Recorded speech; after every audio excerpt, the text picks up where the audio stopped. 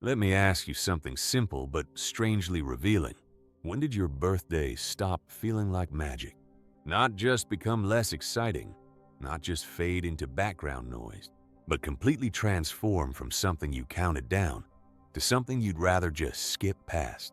The way it used to electrify you as a child, that anticipation that made the days before feel impossibly long, the moment when everyone focused on you, and you felt like the entire world paused just to celebrate your existence. Now, flash forward to where you are today.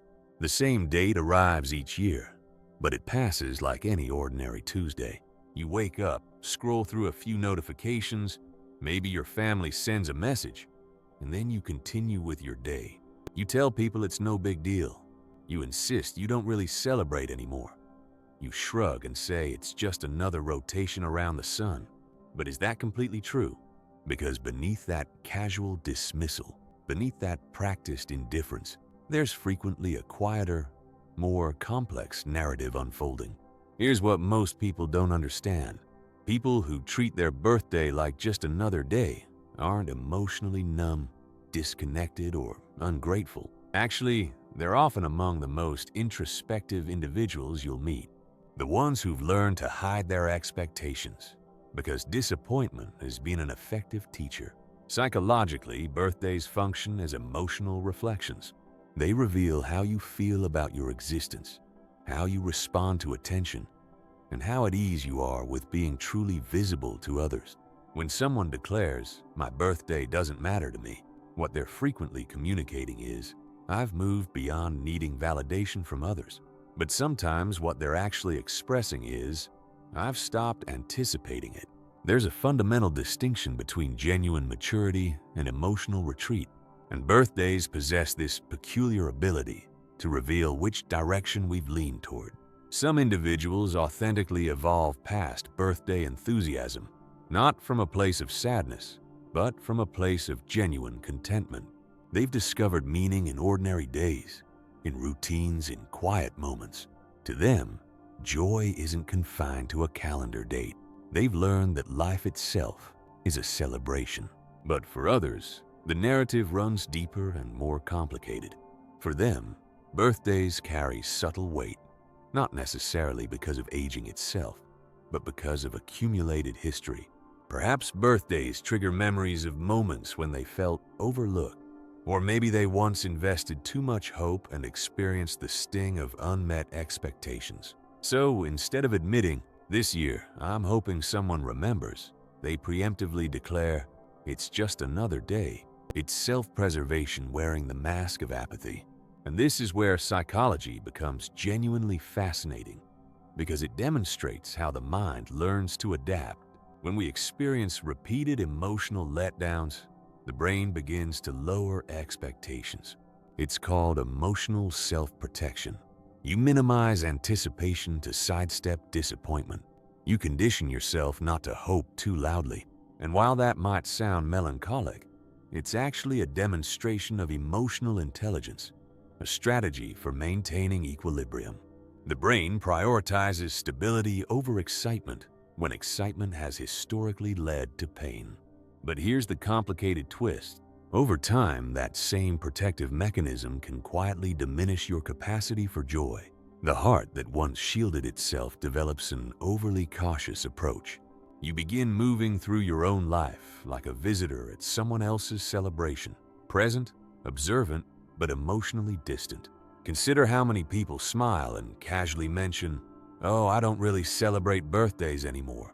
But later that evening, they quietly review the day in their minds, noting who didn't reach out, who forgot completely, who said nothing at all.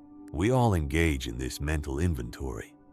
Even those who insist they're above caring because caring is fundamentally human. Even pretending not to care is a form of caring, just inverted, compressed, concealed beneath a shell of composure. Psychologists identify this as avoidant validation behavior. It's when you convince yourself you don't require recognition because part of you fears not receiving it. And it frequently develops in individuals who, at some juncture, learned that emotional needs were burdensome, that it was simpler to need nothing than to risk disappointment again. So when you encounter someone who treats their birthday like any mundane day, don't automatically assume they're emotionally detached. Sometimes they've simply made peace with disappointment. They've traded excitement for control. But control carries its own cost, because underneath the composed exterior of "it's just another day" exists an emotional reality we all share. We all desire to be genuinely seen, not necessarily praised, not celebrated with elaborate gestures, but authentically noticed. There's something profoundly symbolic embedded in birthdays. They commemorate existence itself, the singular day each year that belongs entirely to you. Not because of your accomplishments, not because of your relationships, but simply because you exist. And for many individuals, that reminder generates mixed emotions. Some experience gratitude, others encounter loneliness. Many feel both simultaneously, like a strange mixture of nostalgia and detachment. From a psychological standpoint, birthdays activate what's called temporal self-awareness, meaning our brain naturally compares our past, present, and imagined future selves. We might ask questions like, am I where I thought I'd be by now? Have I achieved enough? Am I happy with the person I'm becoming? That's the silent psychological trigger most people completely overlook. For some, treating their birthday like a normal day is their way of staying emotionally grounded. It's their way of keeping time from feeling too heavy. If I don't make it significant, they reason, then it won't feel like another year disappearing. There's also something cultural embedded in this shift. In childhood, birthdays serve as social milestones. They connect us to belonging, to community. But in adulthood, that spotlight frequently feels uncomfortable. Many adults quietly wrestle with the tension between wanting to be noticed and wanting to avoid seeming needy. And that inner conflict manifests subtly in how they approach their own birthday. Because here's what transpires beneath the surface. When you mature into being the responsible one, the dependable one, or the constant giver, your mind internalizes a particular message. Your joy comes second. You learn to minimize your needs. You become the person who remembers everyone else's important days, but somehow forgets your own.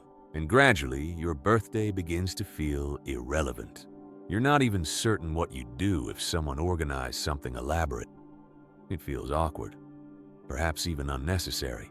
But the truth is that discomfort with being celebrated isn't humility. It's emotional fatigue. Deep down, many of these people still crave to feel seen, but not in the loud way. They don't want attention. They want understanding. They want someone to remember not just their date of birth, but who they've been becoming all year. Because that's the paradox of emotional maturity. The more emotionally self-reliant you become, the more challenging it feels to receive love without skepticism. So birthdays transform into neutral territories, spaces where vulnerability would typically emerge, but gets substituted with practicality. It's fine, you say. Let's just get through the day. But behind that measured tone, the mind is processing numerous emotions simultaneously. Nostalgia for childhood wonder, subtle grief over lost connections, gratitude for surviving another year, and a gentle longing for simplicity, for the kind of joy that used to arrive effortlessly. Birthdays function as temporal landmarks, meaning they serve as mental reset points where we naturally reflect on our past and future. A University of Pennsylvania study found that people are more likely to engage in goal setting and self-improvement after a temporal landmark like a birthday, because it creates a psychological separation between the old self and the new self. Psychologists refer to birthdays as moments where time feels more visible, more symbolic. We treat them as checkpoints, transitions, even identity mirrors. And sometimes that reflection is uncomfortable.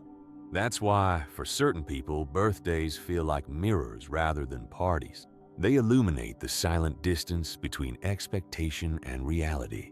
And rather than confront that reflection directly, people prefer to minimize the day altogether. But it's not indifference, it's introspection. It's the human mind requesting, give me space to process my own timeline. So, if you've ever felt strange about your birthday, like you're supposed to experience something you simply don't, understand that it's completely normal. You're not ungrateful or emotionally disconnected. You're simply aware. You're aware that time is advancing.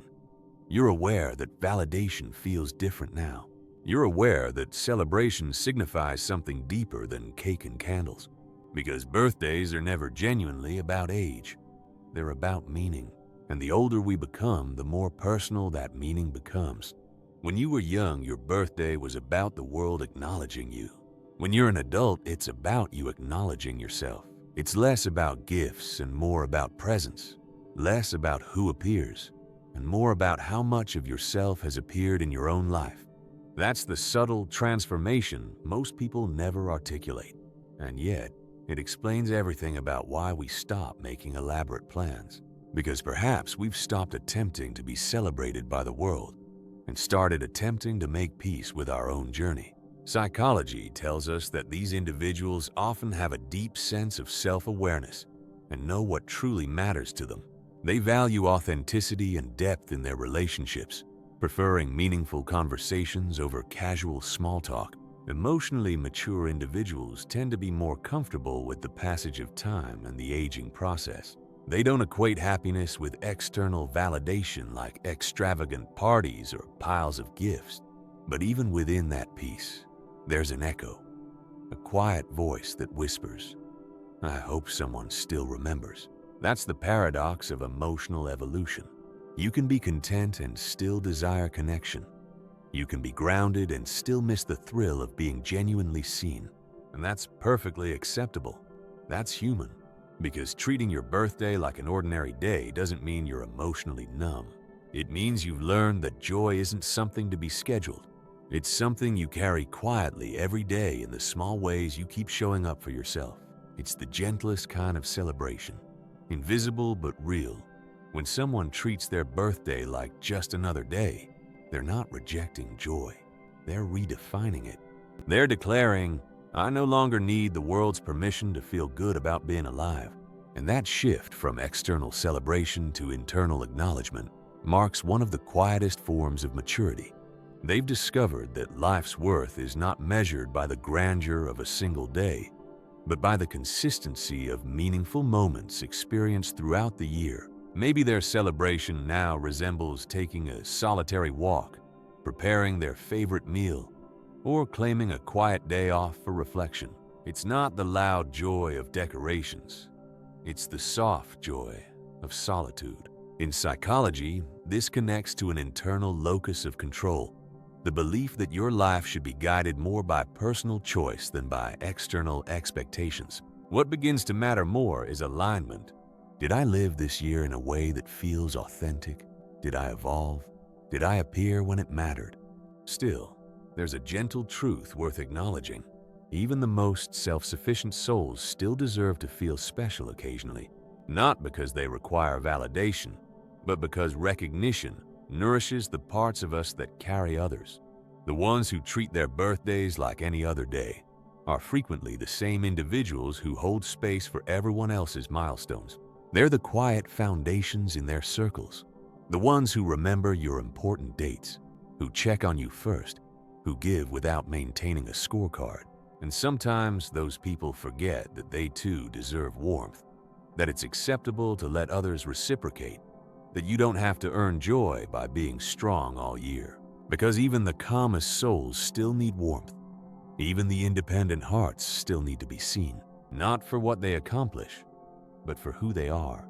If you've ever experienced that quiet ache on your birthday, the kind that doesn't demand attention but still resonates beneath your chest, that's your heart reminding you that connection still matters. It reminds you that you're human, and that's the entire point of the day.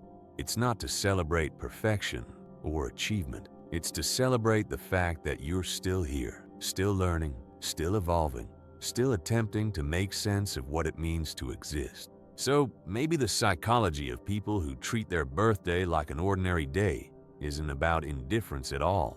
Maybe it's about integration, the merging of joy and reflection, the acceptance that not every emotion has to be loud to be legitimate.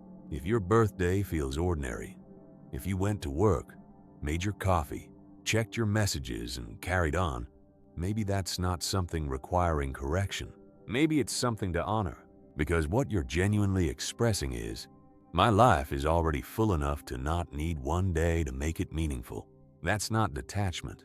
That's gratitude in disguise. Now, if this resonates with you, there's something else you need to understand about yourself, because the way you approach your birthday reveals something deeper about how you recharge, where you find peace, and what genuinely fills you up. If you're someone who'd rather spend your birthday in comfortable solitude than surrounded by noise and expectations, that preference extends far beyond just one day. It's woven into how you navigate the world. And understanding that pattern might explain more about yourself than you realize. That's what we're exploring next. I'll see you there.